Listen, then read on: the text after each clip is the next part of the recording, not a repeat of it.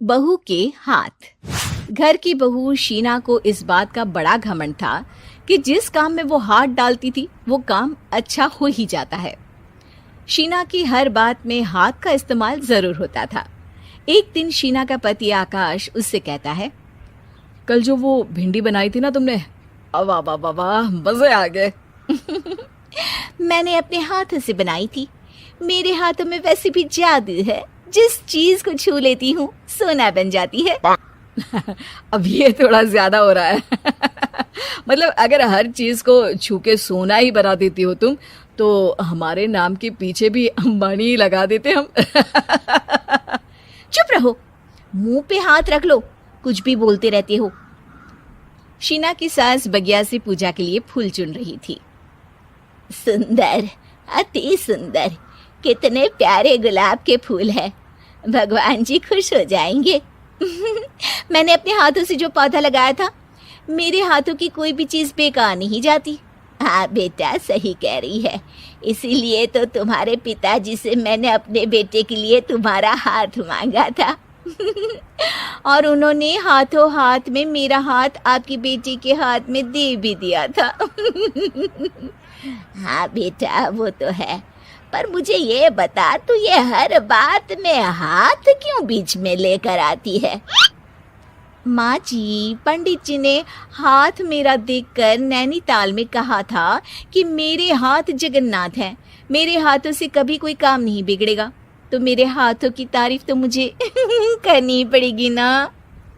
हाँ हाँ, ठीक ही कह रही हो वैसे। तो मिलाओ हाथ इसी बात पर। शीना को न सिर्फ इस बात पे गर्व था कि उसके हाथ से सब अच्छा होता है, बल्कि घर के सारे काम भी वो पहले अपने हाथ से करती, फिर कोई दूसरा उन कामों को कर पाता। एक दिन शीना कपड़े धो रही थी। अरे घर में वॉशिंग मशीन है तो सही, खुद क्यों थक रही हो? कपड़े पहले मेरे हाथ से धुलेंगे, फिर वॉशिंग मशीन से।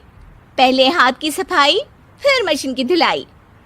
अगर आज डाकू गब्बर सिंह होता ना, तो वो ये हाथ मुझे दे दे ठाकुर, तुमसे जरूर कहता, और मैं तो दिलवा भी देता तुम्हारे हाथ। हर एक काम में हाथ बटाओ, ज्यादा जुबान न चलाओ, वरना दूंगी एक उल्टे हाथ से। क्या दोगी? कपड़े दूंगी, लो निचोड़ो। ऐसे ही एक दिन, अरे बहू, ये सोफे पर चढ़कर हाथ से पंखा क्यों घुमा रही हो? माँ जी, क्योंकि मेरे हाथ से घूमेगा तो ज्यादा अच्छे से हवा देगा। अरे बेटा, फिर तो तुम गाड़ी का पहिया भी हाथ से घुमा के मायके जाया करो। एक बार आकाश ने घर पर कार लाने की बात छेड़ी। माँ, सोच रहा हूँ कि एक कार लेकर आता हूँ। ले ले बेटा, क्यों नहीं? अरे पैसे हो तो हवाई जहाज भी ले लेना। हाँ, पैसा तो हाथ का मेल है, ले लेते हैं। इस हाथ पैसे देंगी, उस हाथ कार ले लेंगी। मुझे तो लगता है कि बहू कार भी अपने हाथों से धक्का लगाकर घर लाएगी। वो तो नहीं करूंगी, लेकिन सबसे पहले स्टीयरिंग पर हाथ मैं ही लगाऊंगी, ताकि गाड़ी का आना शुभ हो। अरे घर ले आने तो दो, फिर हाथ लगा लेना। लेकिन शीना नहीं मानती। अगले दिन ही सब कार लेने जाते हैं। शीना सेल्समैन से कहती है, भैया ये कार बहुत पसंद है, पैक कर दो।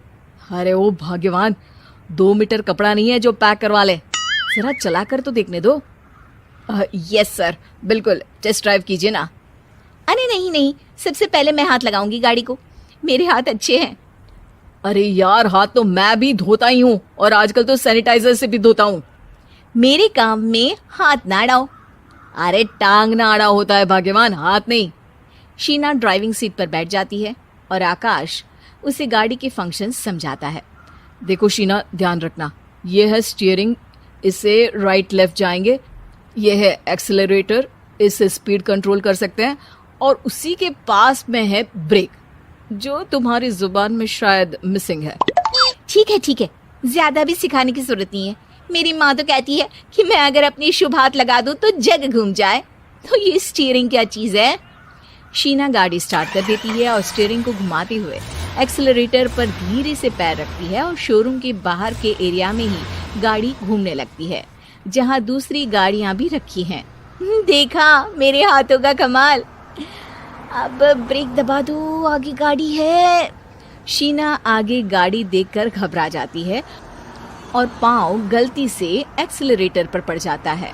कार आगे खड़ी एक बड़ी गाड़ी में घुस जाती है। दोनों कार से उतरते हैं। सेल्समैन भागते हुए आता है। अरे 7 लाख की गाड़ी खरीदने आए थे और 15 लाख की गाड़ी ठोक दी। Oh my God. आकाश की माँ, आकाश और शीना घबरा जाते हैं। इतना सारा पैसा कहाँ से आएगा? तभी वहाँ मैनेजर भी आ जाता है। पूरा माजरा समझता है। अरे टेंशन मत लीजिए, गाड़ियों का इंश्योरेंस था, आप जो कार लेने आए थे वही खरीद लीजिए। पर मैडम, जब तक आप सीख ना ले तब तक गाड़ी मत चलाइएगा। अभी तो आपने गाड़ी बस ठोकी है, जिसका बीमा भी था, लेकिन सड़क पे चलते हर इंसान का बीमा नहीं होता। अरे मेरे हाथों से ठुक भी गया ना तो उसकी जिंदगी बन जाएगी, और अगर चला भी गया तो स्वर्ग ही पाएगा। मैनेजर साहब, मेरे हाथ में कोई दिक्कत नहीं है, वो तो बस पाँव गलत जगह पर चला गया था। शीना की बात सुनकर आकाश अपना सर पीटता है और उसकी सास अपने हाथ से खुद का मुंह छिपा लेती है और मैनेजर हाथ जोड़कर माफी मांग लेता है।